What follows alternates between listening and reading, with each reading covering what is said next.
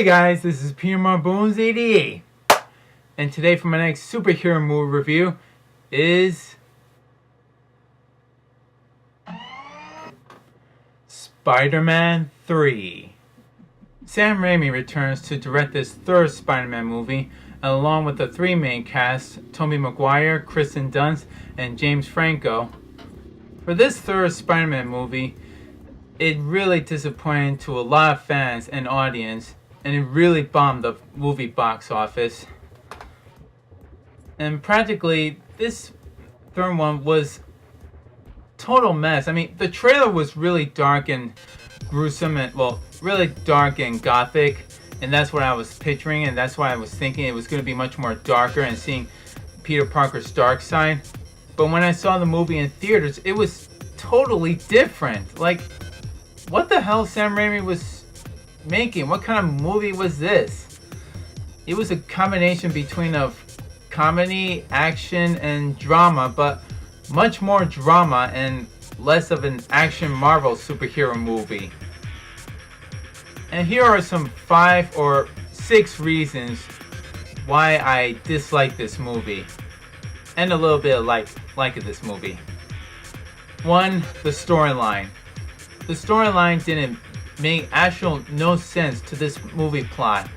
And where did this meteorite come from that had the symbiote inside? Like, where did it come from? Which planet was from?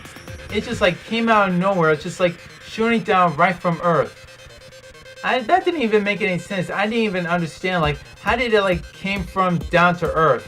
Because in the comics, in Spider-Man The Secret War, where Spider-Man discovered this rock and it had the symbiote inside, and that's where it took over his suit and his body and gave him more power and more agility of a spider strength. That was a good comic strip, and they should have used that, but it was during the Secret War, so that was the main problem. But in Spider-Man the animated series, where John Jameson like goes into space and discovers the rock of a symbiote, which was called Prometheum X, they couldn't use that footage. They couldn't brought back like John Jameson from Spider-Man 2 and recast him and go into outer space and find this rock. It was really so much in a rush, and the story plot didn't even make any sense, especially with the symbiote just like came out of nowhere. It came down to Earth, but I'll tell you all that later. So, number 2, the characters and the dialogues. The dialogues of each of their characters, I don't know how to describe them, because about Peter Parker and Mary Jane's relationship, in the first one they were like starting to grow, getting to know each other, but being more than just friends. Well, consider it as friends in the first film, but then in the second film their relationship were starting to grow, and that's at the end where Mary Jane knows that Peter Parker is Spider-Man, and their relationship were going to get grown and probably much more mature. But in the third film, it went downhill. Like, what happened? Tobey Maguire acts like a 16-year-old high school boy again. Mary Jane acts like a spoiled little brat that wants to be prom queen. And as for Harry Osborn, I don't know how to say this, but I think Harry Osborn, I'll tell you this, had a identity crisis. And number 3, the villains. There was 2 main villains for Spider-Man to face off. There was the Sandman, there was the New Goblin, and there was Venom. But 2 out of the 3 weren't exact that I could call villains. And I'll tell you who they are. Let's start off with the New Goblin. Harry Osborn. Now, in the second film, after where Harry Osborn discovered that Peter Parker is Spider-Man, and now he realizes that his father was the Green Goblin and takes over, and that's where he becomes the Green Goblin. And here's the thing, Harry Osborn does not look like the Green Goblin, period. Harry Osborn is Harry Osborn. Yeah, Harry Osborn is Harry Osborn. For Harry's costume, it didn't even look like the Green Goblin. All he was wearing is just some sort of a green ski mask and a skydiving jumpsuit. I guess that's what he was wearing, probably. And he was riding on not just it wasn't a glider, it looked like a snowboard. So most likely it was just a freaking snowboard, like he's going on boarding or flying with his snowboard or something. But the only thing that I really liked that he kept were the pumpkin bombs and the razor bats. So at least he didn't change either of those weapons, so that's good. And they added like some sort of a sword. I don't know, I guess just for a new prop, I guess, for something to add on for his character. I don't know, hell with this, but it's nothing like the Green Goblin. He couldn't have kept either the first mask, like Norman Osborn's first Green Goblin mask. He couldn't have kept that, just worn that, or this new green crystallizing Green Goblin mask. It looks solid. He couldn't have worn that instead. But what he chose was his own snowboarding ski mask. Unbelievable this was. So most of the time we're just seeing it's just Harry Osborn's face. Not the Goblin, not this whole new Green Goblin look. Just Harry Osborn. They should have just named him Harry Osborn the Spider Slayer instead. That would have been a cool ass name. Harry Osborn the Spider Slayer. Okay, so next villain, Flint Marko, aka the Sandman.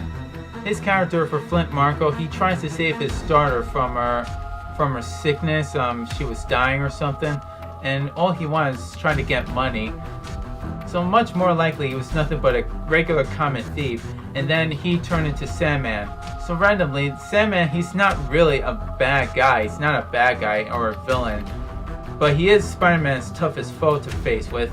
But I would not see Sandman as a bad guy. He's not a bad guy. He's just Sandman, the Sandman. Almost like at the end, he just shed a tear and he just like gets away and saying, "I forgive you." Really, like seriously, you're making all these villains, turning them back into good guys. This is deja vu all over again. This reminds me of a movie like I ever saw. What was that? What did I see before? What was it? Don't tell me. Don't tell me. What was it? Oh yeah, I remember now. And I don't have to say it. I can just give you the picture. Or better yet, the poster. Deja vu. Okay, next villain. Venom.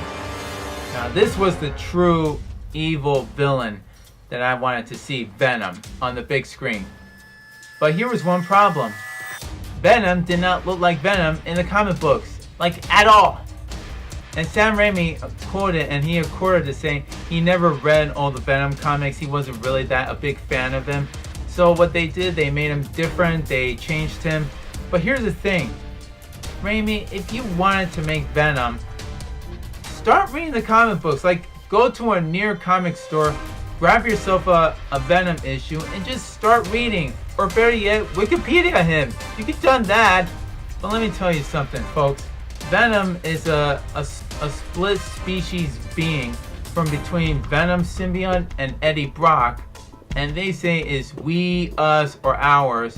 But in the movies, all he says is I, me, and mine. Like, I mean, come on.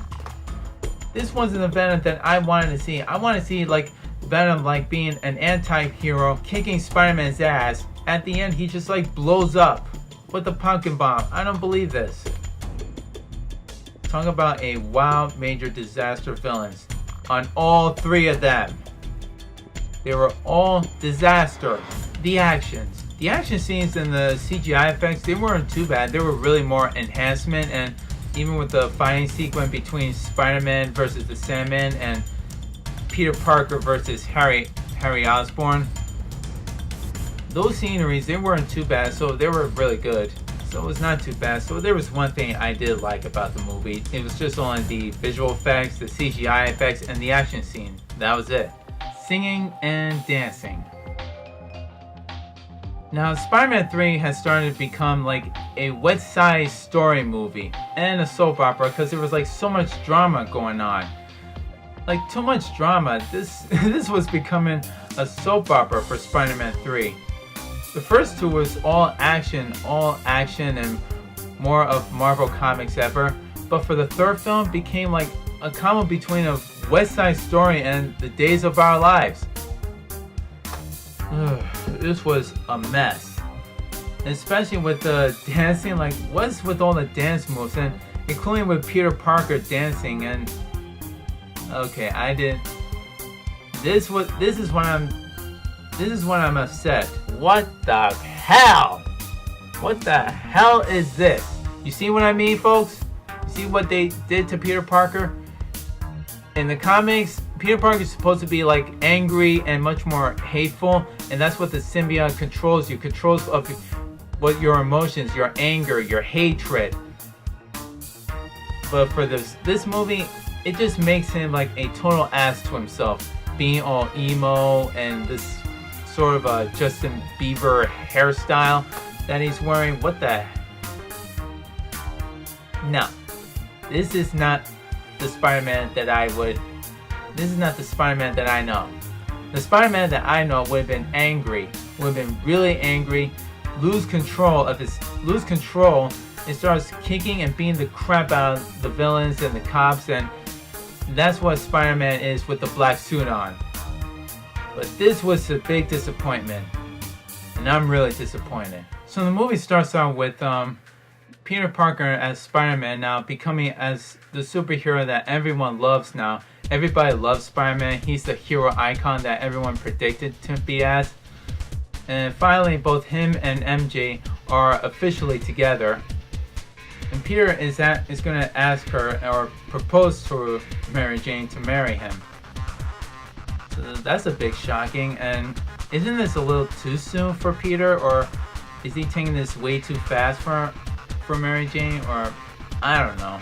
But anyways, meanwhile, Peter and MJ they go out and just relax and seeing the stars, and up until when we see the meteorite like comes down to Earth and is a symbiote, but clearly it just like came out of nowhere. Like I said, it just came out like in the middle of nowhere. And meanwhile, Harry Osborn gets ready. He just like goes into the gas tank just to be prepared and get ready to face off Peter Parker for avenging his father's death. So after Peter like just goes home, and then all of a sudden Harry just like catches him out of nowhere. And where was his spider sense? Like he didn't sense any danger, or was his power was starting to fade off? Like what the hell was going on? Like Harry Osborn and Peter like battle each other up on the rooftop, and all of a sudden Peter stops him and Harry bashes his head right into the pipe, and that's where he loses his memories. So like out of the whole movie, well, almost the middle of the movie, he loses his memories, but then after he gets his memories back. I don't get it. I really don't. And then meanwhile, Flint Marko escapes in prison, and that's where he goes to meet his daughter, but his wife catches him and he tells him to get out. So he like runs off from the cops, and that's where he falls down to the machinery, and that's where he becomes as the Sandman. The visual effects of becoming as the Sandman wasn't too bad, but his face, like the structure of his face, didn't really look like as Flint Marko, which was played by Thomas Hayden Church. Sorry, I forgot to mention the actor's name, Thomas Hayden Church. He played as Flint Marko, aka the Sandman. The visual effect, it was like I said, the visual effects were really good. Meanwhile, Peter Parker tries to cheer up Mary Jane after the review that they didn't like her performance in the play show, which I didn't even mention about the PlayStation when I said that Peter Parker was acting like a 16-year-old high school boy but trapped inside of a 30-year-old man's body. This is what I was talking about. Like, for starters, he like copied the song, like repeating the word to word what Mary Jane was singing, and trying to be like a Boy Scout, staying positive. But that's normal for him. It's normal, just try to being positive. And during the parade scene of celebration of Spider-Man, I don't know what he was doing, just marching. This is what I was talking about. So awkward. When you try to cheer Mary Jane up, she just like spits it right at her face, just like, wow. They even want to say, don't give me the horse thing. Just how emotional and how upset she was, and he was trying to cheer her up, like, come on, Mary Jane. He's trying to make you feel better. Don't put him down. But after this whole bickering and all this argument, Peter Parker like starts changing and just suit up as Spider-Man. And here's another thing I forgot to mention. The mask. Every time when he starts suiting up, puts on the mask or takes off the mask every time, it's like too much of the masking all the time. Especially when he had the black suit on. Like, how's he able to take off his mask just manually? The symbiote suit could just like automatically take it off for you instead. But like, this was really bothering me. Every time, like every scenery, like one scene when he's suiting up and getting ready to go out and save somebody from the construction site scene, he just like waits for the last minute and puts on the mask. Like, wow.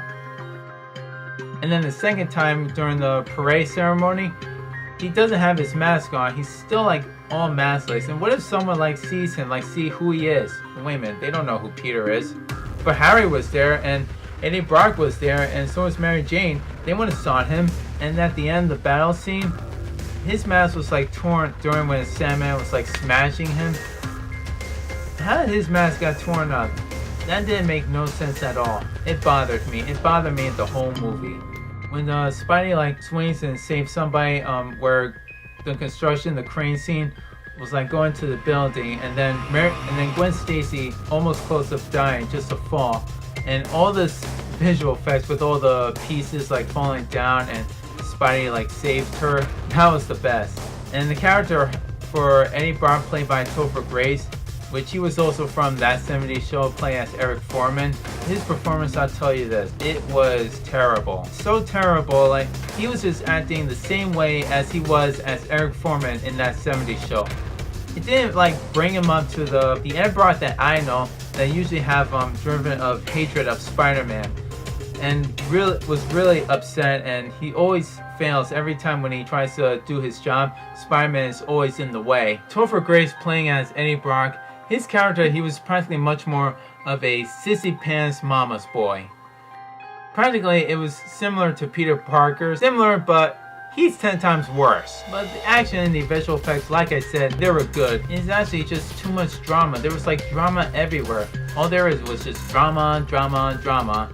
Including Peter and Mary Jane's relationship. They were always arguing, they were always bickering, but the ones who did most of the bickering and arguing was Mary Jane, because she is the spoiled little brat prom queen that just doesn't want to get what she really wants. Scenery was surprisingly that where Peter Parker gets a phone call by Captain Stacy and to realize of Uncle Ben's actual killer. Oh, so we got someone who really killed Uncle Ben. So once again, this is deja vu. So Flint Marko, aka Sandman, is the real actual killer, the one that killed Uncle Ben. What did they do? They ripped it off from Tim Burton's 1989 Batman, where the Joker killed Bruce Wayne's parents and revealing that he is the actual killer. They're doing the same thing. What is this? Like ripping off every different movies? Like they're trying to ripping it off? I mean, come on! Using a main villain, one of Spider-Man's foes, to become Uncle Ben's actual killer. Like, really? Really? But anyways, Peter Parker was really angry and gets really frustrated that he realizes that Flint Marko was the one that killed his uncle.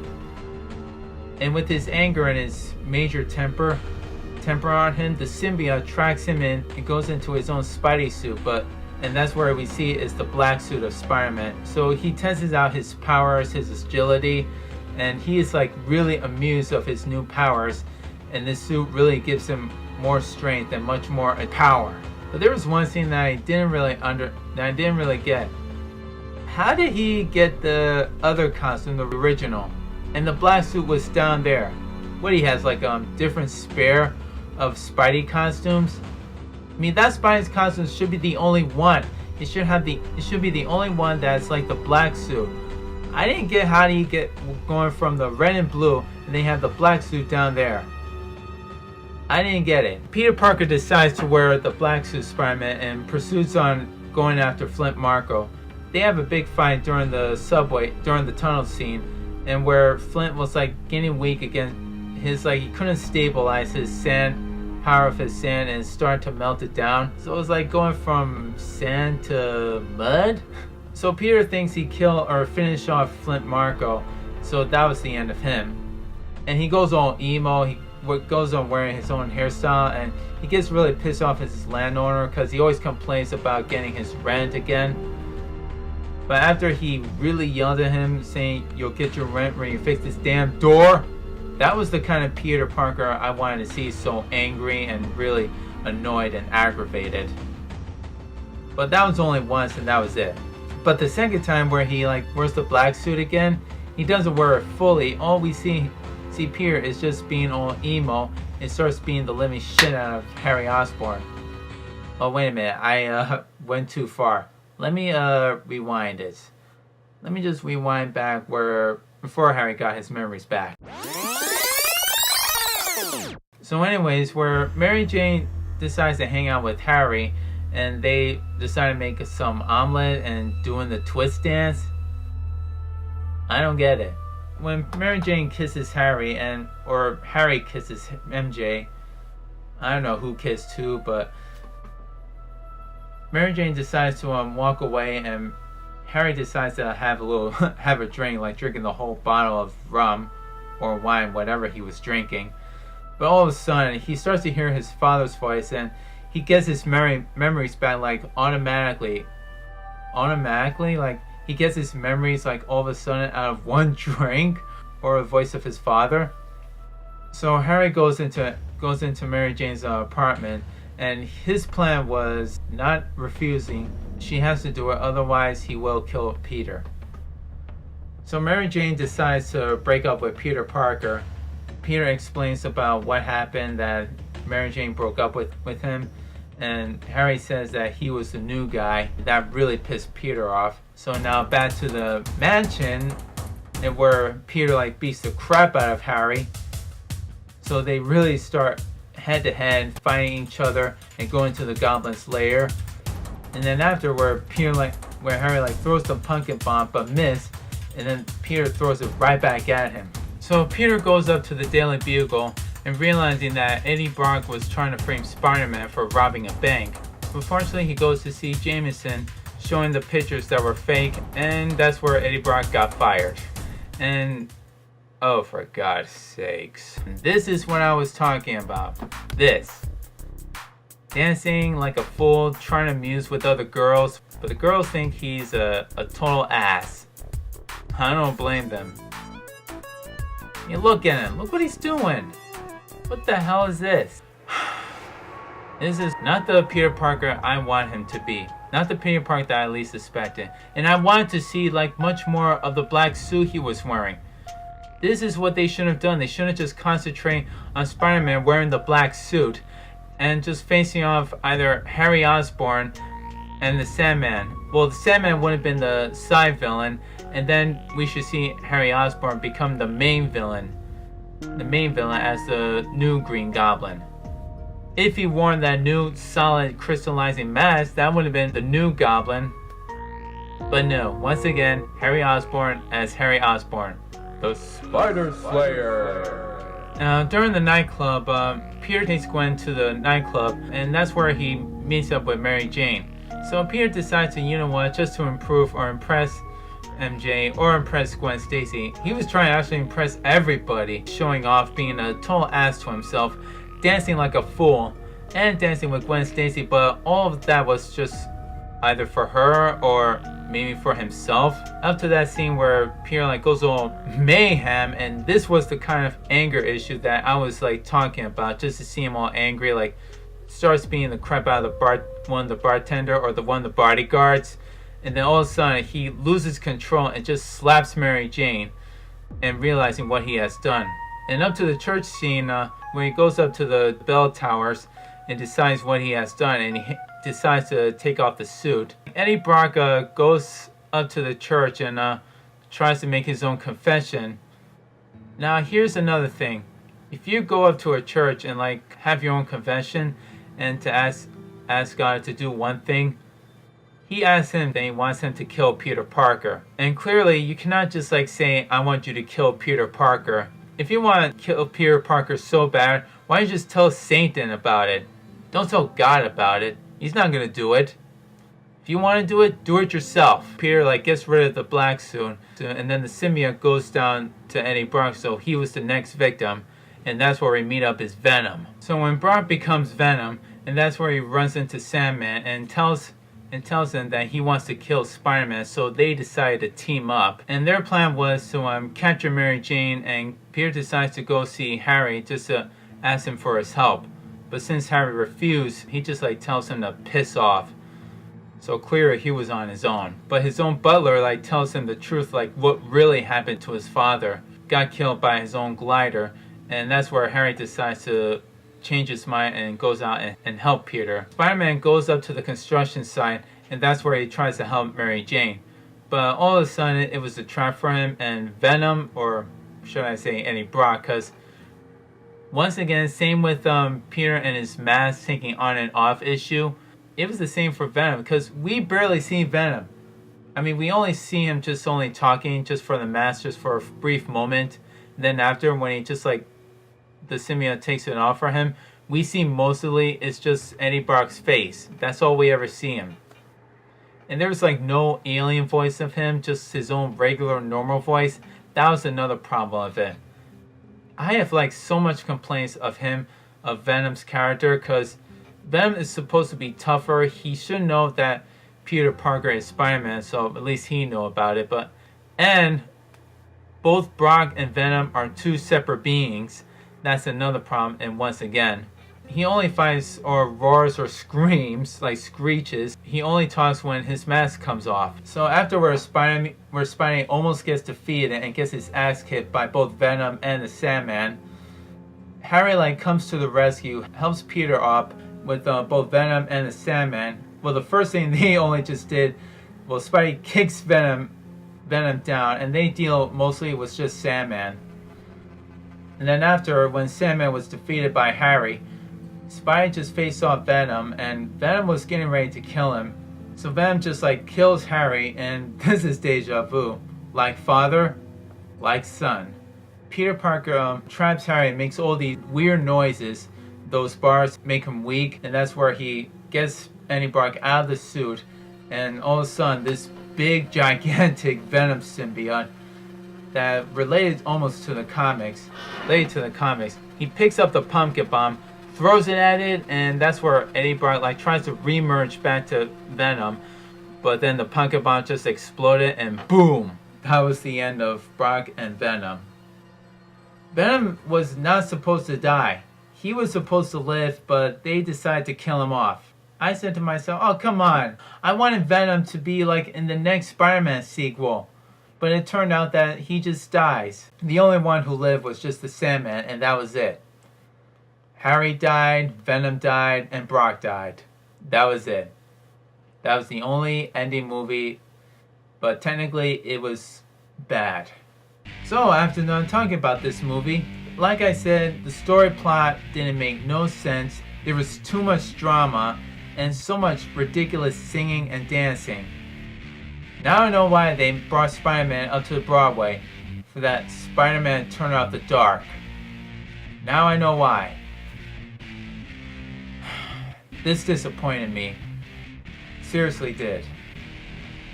I only prefer were only the first two Spider-Man movies. Those were my first two favorites. And The Amazing Spider-Man, so that was really good too. I'm really glad they rebooted, because originally Sam Raimi was going to make another Spider-Man 4, and this time with the villain the Vulture and his love interest with Felicia Hardy. But Felicia Hardy wasn't going to be the Black Cat. He was going to make Felicia Hardy as Vultress, the Vultress? Felicia Hardy was always the Black Cat, never the Vultress, so I'm glad they scratched that project and didn't bring all the characters back in, so I know why they rebooted it. So this was really actually perfect, and I'm really glad they did reboot this movie. So just to rate this third film, I would have to give this a 50 out of 100. Yes, of course, it was ridiculous. It didn't make no sense to this movie plot, and there was so much villains for Spider-Man to face off, it was a total mess. But technically, the CGI effects, the action effects weren't too bad, so that was really good. And yeah, I do have this movie on Blu-ray and DVD. So I cannot wait for The Amazing Spider-Man 2 that'll be coming in theaters on May 2nd. So I'll be looking forward to see that. And this is P.M.R.Bonez88 signing off and saying is, peace!